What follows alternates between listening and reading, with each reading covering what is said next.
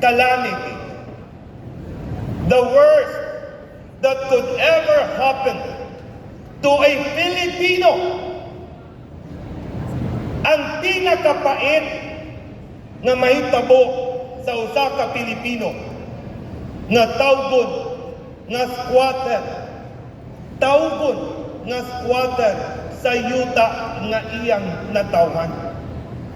The worst that could happen for a Filipino, the worst disaster that could happen to a Filipino is if he or she will be called a squatter in the land of his or her birth.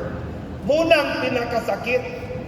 Ang langyaw, magamit yung Pilipino, magatag-iya og yuta.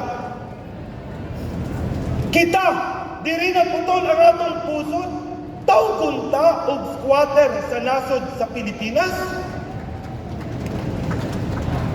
Mao karon, ngayon,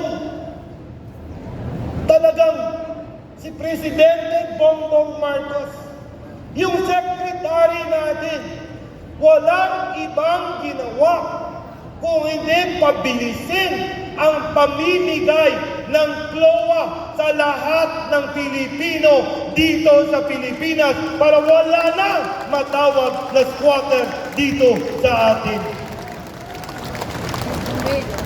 Sarap sana, ang dami kong gusto sabihin, pero subukan kong tapusin na lang. Sino ang tatanggap ng lupa, titulo ng lupa ngayon?